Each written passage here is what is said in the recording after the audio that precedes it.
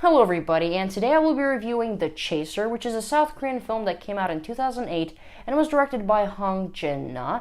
And as always, this video is not going to contain any spoilers whatsoever, so let's get into the review. The plot follows an ex-cop who is now a pimp, and after some of his girls go missing, he tries to find the guy who is behind all of this, and he happens to be a psychopathic killer.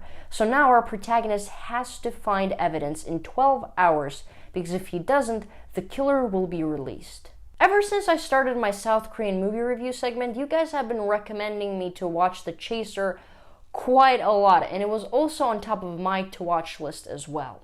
The Chaser was Na Hong-jin's film debut, which is crazy because this movie came out to be a great one, and it became a Korean classic. By the way, he later on went and directed films like The Yellow Sea, which I haven't seen, but I definitely will because you guys have also been recommending it a lot. And also another masterpiece, The Wailing, which I have seen, and it's incredible. The Chaser does a really good job with keeping the audience on the edge of their seats until the very last scene.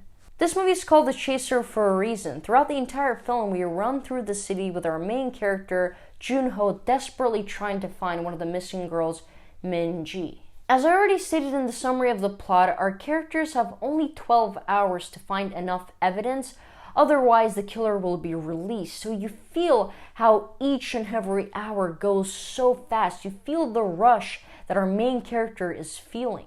As an action thriller, this movie works perfectly. There are some great chase scenes and a great level of tension.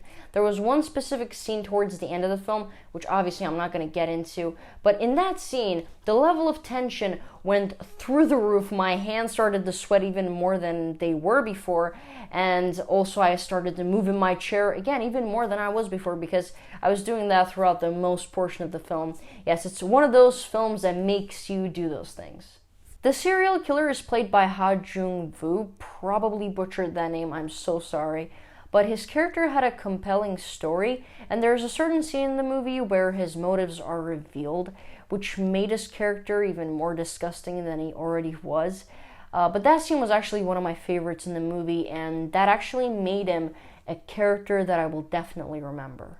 The ending of the film was also really memorable with some visually great moments. There was also a scene at one point of the film which made me feel deep sadness in my heart. You know that feeling when the tears don't come out, but you feel the deep sadness in your heart? Yeah, that's exactly what I felt watching that one scene. But as with pretty much any other film, this movie also had some illogical moments, like the thing that gave a big hint for our main character to find the killer was something that you would think that the killer should have thought of. And also some set of actions that the police should have been able to come up with. And that's all I can tell you guys as vaguely as I could. And I don't want to get into any more details because that would be a spoiler, and this is a spoiler-free video.